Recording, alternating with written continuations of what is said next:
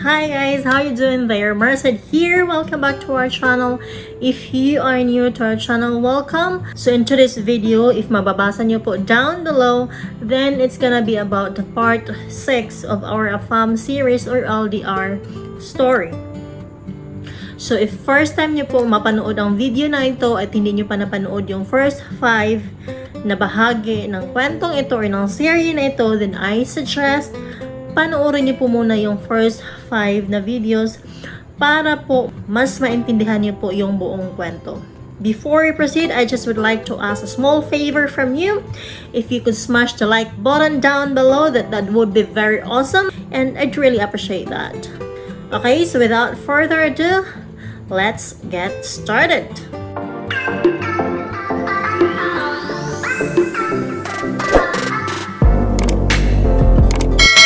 So if you have watched the part 5 of the series, then you would know that naghiwalay po kami ni BS sapagkat napupuno na po talaga ako.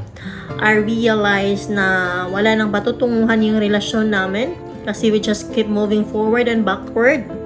We go on and off, we go hot and cold. So I realized na we're not going anywhere, that our relationship is not going to work out.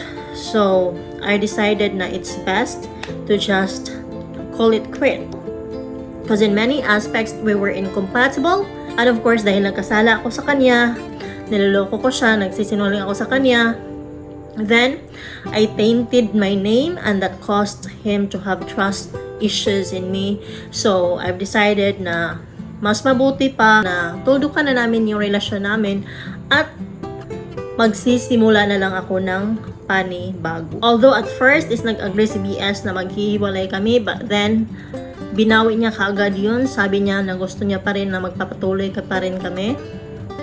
So nagme-message pa rin siya sa akin, but then ako ini-ignore ko na talaga siya. Hindi na ako nag-reply sa message niya kasi I said my final words na hanggang doon na lang talaga kami. Hanggang sa dumating yung birthday ko, nag-email siya sa akin, binuhos niya lahat yung nararamdaman niya, yung hinanakit niya sa akin, yung sama ng loob niya, doon ina-express niya lahat.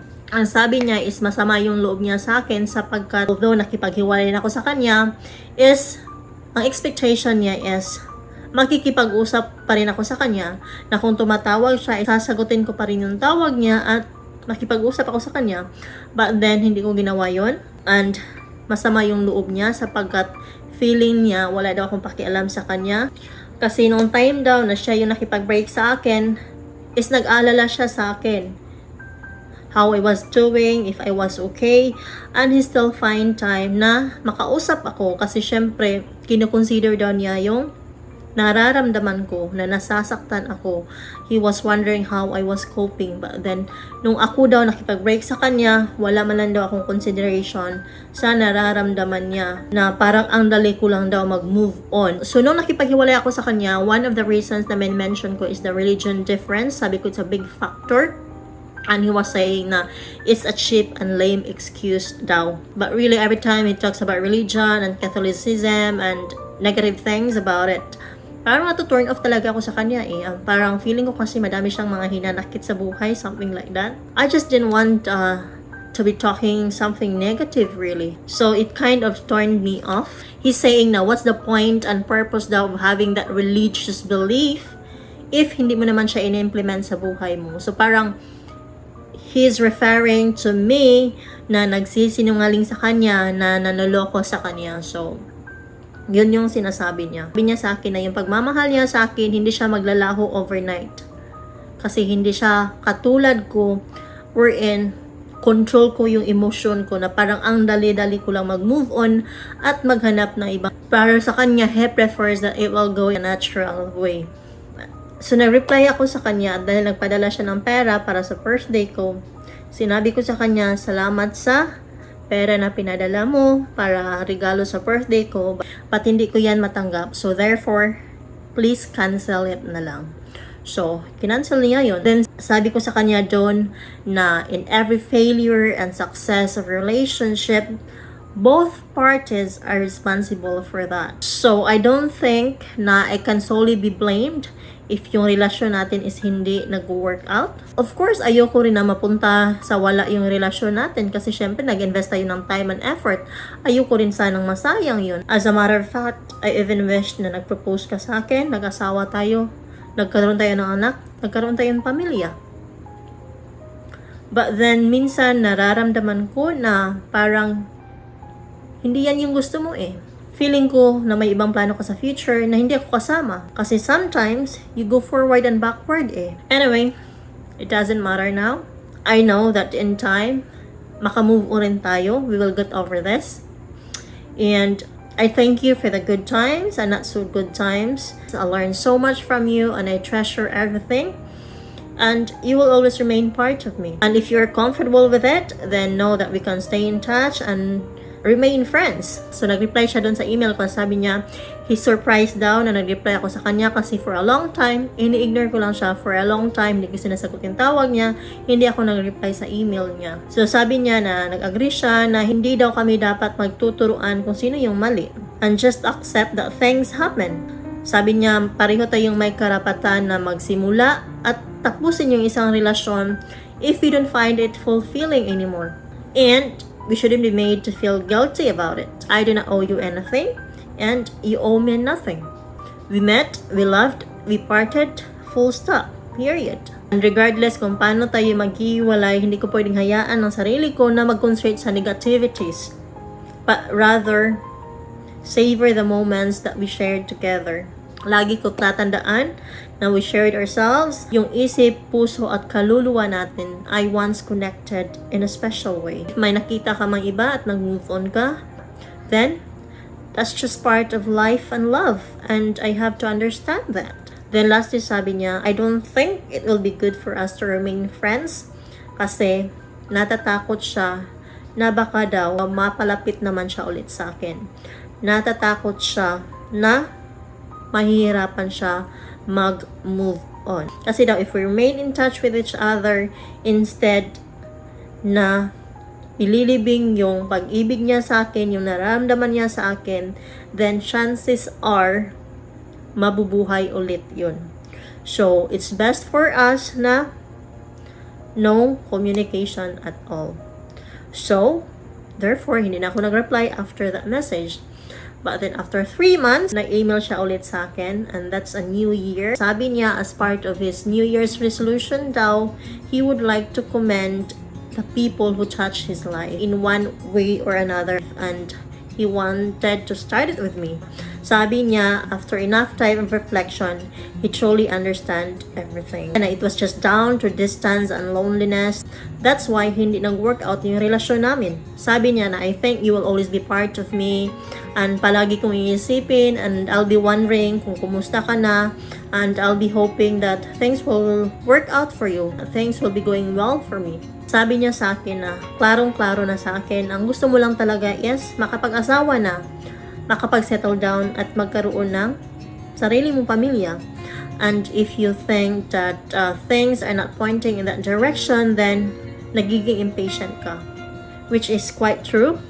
Sabi pa niya, I am convinced that once makapag-asawa ka na, you will become a loyal and loving wife and mother, and you will make your husband very happy. You are a lovely person, Mars, and gusto ko lang humingi ng tawad sa mga maling nasabi ko at sa mga maling nagawa ko nung tayo pa. Sabi niya, nagkaroon ako ng sapat na panahon para i-analyze ang lahat ng bagay. And gusto ko malaman mo na espesyal ka sa akin. You will always be special to me. Hindi ko na kailangan na patunayan na seryoso talaga ako sa'yo kasi alam ko, alam mo na yan. So, if ever man, hindi maging problema sa relasyon ko, if mayroon man, then from now on, we can stay as friends. We can be friends. Sabi pa niya, he wished daw that one day, if ever man, makapag-asawa ako, is makausap niya yung asawa ko at sasabihin niya na, wow, I really thought na ang babaeng napangasawa mo ay magiging akin siya. But then, hindi. Congratulations to you kasi napakaswerte mo. So, natawa ako dun.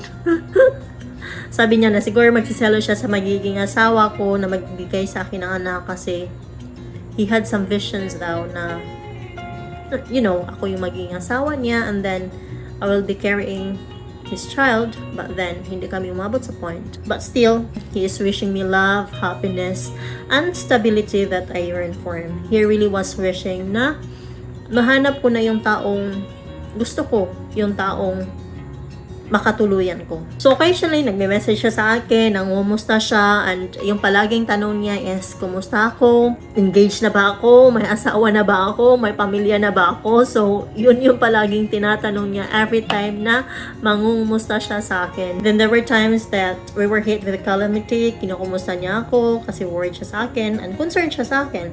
So the last time nangumusta siya sa akin at tinatanong niya if may asawa na ba ako? So sabi ko sa kanya na wala pa, but we'll get there. So yung reply niya sa akin is that I hope it works out for you, and don't be a total stranger. Every now and then you can say hi to me. But then of course, after that, nung nakilala ko na yung asawa ko, I didn't feel right na makikipag-usap pa rin sa kanya. So therefore, I didn't reply to any of his messages anymore. And so we stopped our communication. Meanwhile, after ng few months na naghiwalay kami, so bumabalik ako sa mga dating sites at nakikipag-usap sa ibang mga Afam. Ang isa sa mga nakausap ko doon ay si AW, na isang Australian na isang master diver at may business sa Thailand. And because nasa Cebu siya that time, then immediately he invited me for coffee para mag-meet kami.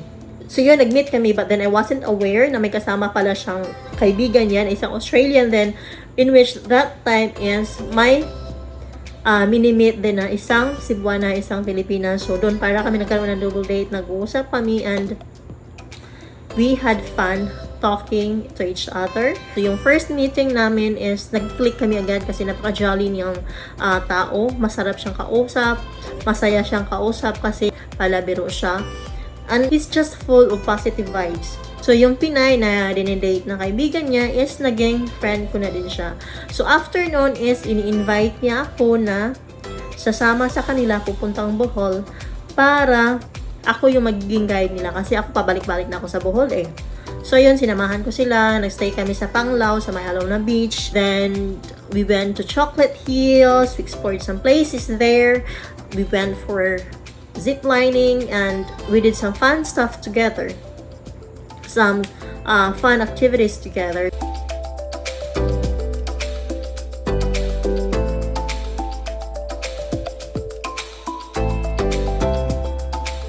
So doon, naramdaman ko na sobrang gustong-gusto ko talaga siya kasi we really had fun together. We were so happy together. Tapos he loves adventures, and I really felt the adrenaline rush every time na magkasama kami, that we do fun together.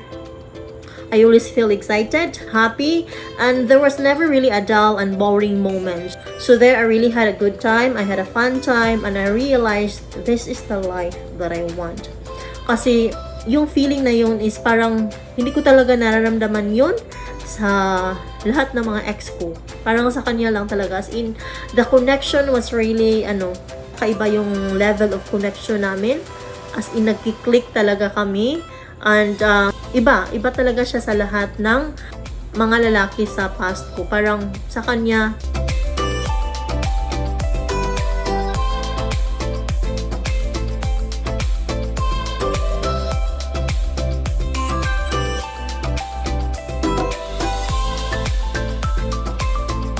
so sa kanya iba talaga yung nararamdaman ko kasi I felt like we really connect deeply, and iba yung level of connection namin. So napalapit kami sa isa't isa at naging kami na.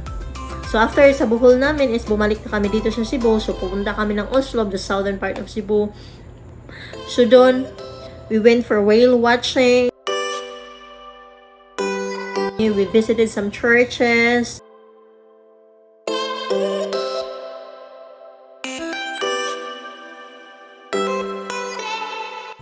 We visited some falls. And we went to Sumilon Beach, which is quite nice.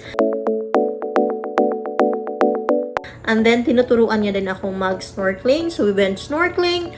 And, as in, sobrang nag-enjoy talaga ako sa times namin together. So, I said to myself that, this is the life that I want. Full of fun and adventure. And, parang hindi ko siya naramdaman before sa mga exes ko.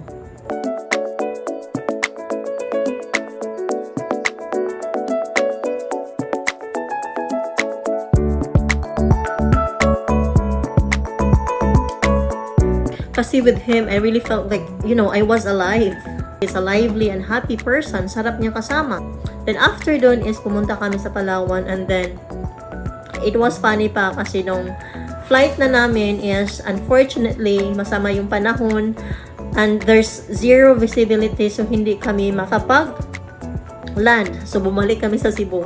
But then buti na lang na day after is okay na siya. So ayun, tumuloy kami.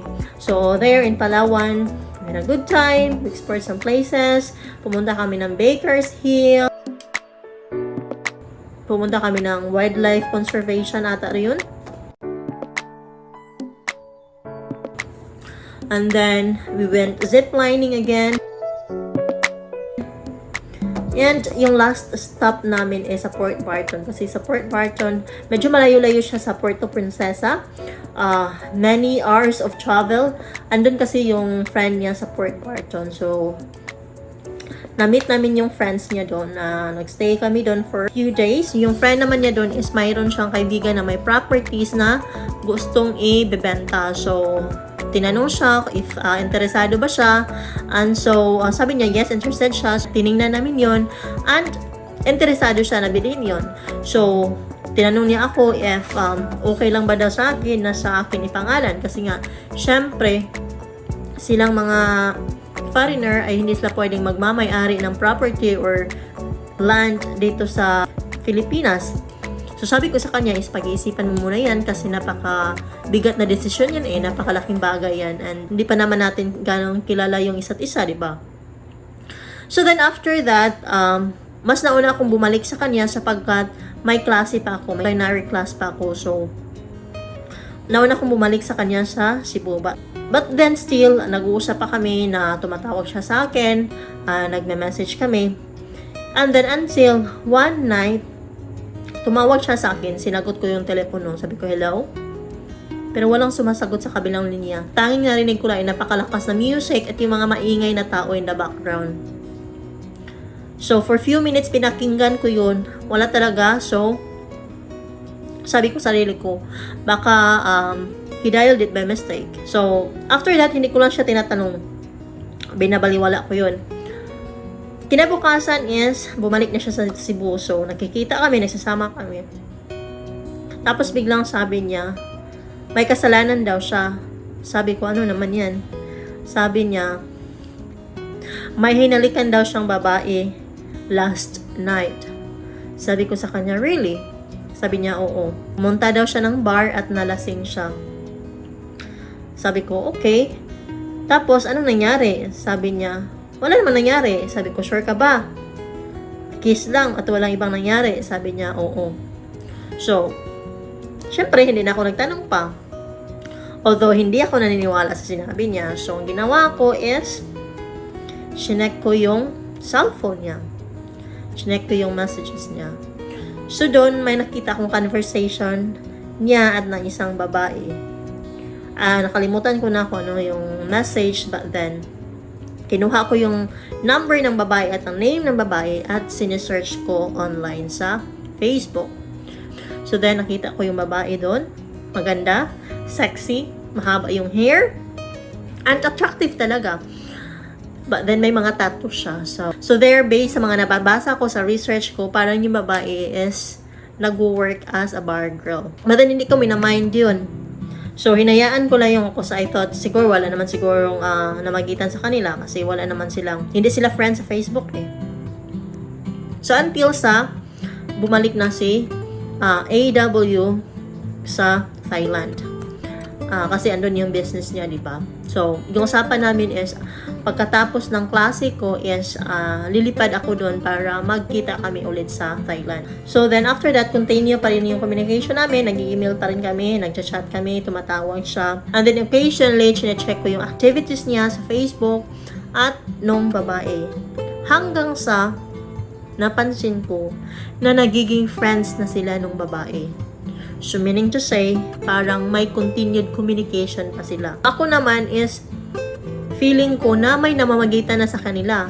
Kasi, may nabasa akong comment doon sa isa sa post ni AW. Sabi niya doon is, sana daw is makapunta siya doon sa Thailand. Sana daw she can join him there.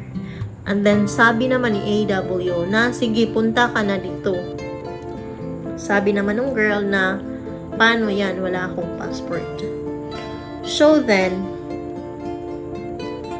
kinausap ko si AW. Kinakonfront ko siya after doon. Andun, inamin niya na mayroon nga daw na nangyari sa kanila.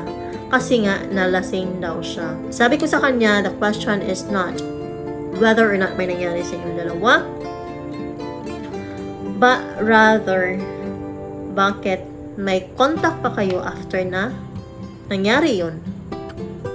So, meaning to say, if nakikipag-communicate ka pa sa kanya, then meaning to say, may interest ka sa kanya, interesado ka sa kanya, gusto mo siya. So, if gusto mo siya, interesado ka sa kanya, gusto mo siyang papuntahin dyan, then, good luck to you. I will leave you alone kasi sawa na ako na makipagkumpetensya sa ibang babae. I refuse na makipagkumpetensya sa ibang babae. So after that, I started questioning myself. I was asking God if mayroon pa bang magiging seryoso na lalaki? Kasi I felt like I had enough. Pagod na talaga ako, ayoko ng laro. Gusto ko yung seryoso na talaga. Sabi ko, if ever man may maging relasyon ako ulit, gusto ko, yun na talaga yung makatuluyan ko. Handa na ako, and I will do my very best na pagbutihan yung susunod na relasyon ko. I will give my very best and i-devote ko yung sarili ko kung sino man yung lalaki na ibigay niya sa akin. And so, inactivate ko ulit yung membership ko sa mga dating sites. And again, kipag-usap naman ako sa mga Afam. And isa sa mga nakilala ko doon ay isang Australian na doctor. So, he's quite smart, interesting, very professional, and he's a gentleman. So, siya yung palagi kong nakakausap through email. We talk several interesting things, yung mga bagay related sa trabaho namin, related sa trabaho niya, sa trabaho ko, yung day-to-day activities namin, yun yung pinag-uusapan namin, and quite a lot of interesting topics. Siya yung nakausap ko lagi, as in, ang tagal ng communication namin, and then, until sabi niya sa akin na gustong-gusto niya talaga ako, and gusto niya akong ma-meet sa Singapore, kasi he likes Singapore. But then, it's just that yung trabaho niya won't allow him to go on holiday pa. Kasi yung work niya involves research and all those stuff. So, dami niyang ginagawa. I really like him kasi I feel like seryoso talaga siya na tao kasi hindi siya bastos, super professional niya. He took time na kilalanin ako, nakausapin ako, and never siya nag-offer ng relationship. As in, we were talking but we were talking as friends that are getting to know each other. Pero feeling ko ayaw niya makipag-commit first na hindi pa kami nakikita in person, which I quite like. Another one na nakausap ko doon is isa din siyang Australian. Siya din yung palaging nakausap ko through Skype. And then, he wanted to meet me here sa Cebu. Puntahan niya ako dito para mag-meet kami. But then, both of them, hindi umabot sa punto na nag-meet kami kasi na-meet ko na yung asawa ko. So, yung isa, nawala na kami ng communication ng doktor, at yung isa naman is pumunta talaga siya dito sa Cebu para i-meet ako. But then, nung tumawag siya, sabi ko na, sorry, may boyfriend na ako, therefore hindi na ako pwedeng makipagkita sa iyo. Si AW naman is, kumukontak siya sa akin, sabi niya, pupunta na siya dito ng Pilipinas, ang gusto niya makipagkita sa akin. But then, hindi ko siya nireplyan sa mga emails niya and messages niya. Until nakarating na siya dito sa Cebu. So, nung dumating siya dito sa Cebu, tinawagan niya ako, sabi niya, oh, andito ako sa Ayala ngayon, puntahan mo ako dito, magkita tayo. So, sabi ko sa kanya, na are you aware na may anak na ako? Sabi naman niya na it doesn't matter, gusto ko pa rin makipagkita. Sabi ko naman, I don't think na it's the right thing to do. Sapagkat may anak na ako, may pamilya na ako, may asawa na ako. Although that time, hindi pa kami kasal ni Nigel noon. So, hindi ko siya sinipot, hindi ko siya pinuntahan. So, that was the last communication namin. Okay, so yan po yung kwento ng buhay at pag-ibig ko bago ko po nakilala yung asawa ko. So, on my next video, abangan nyo po yan. Yan po yung kwento kung paano kami nag-meet ng asawa ko. So, I think you'll be more interested na malaman yun kasi although my husband has made a story of that, but then yung sa akin is mas interesting siya. Okay, so thank you guys so much for watching. If you enjoyed this video, please give this video a like, a thumbs up, and subscribe to our channel if you haven't subscribed yet. And I will see you on my next video. Thank you guys! Ingat po kayo!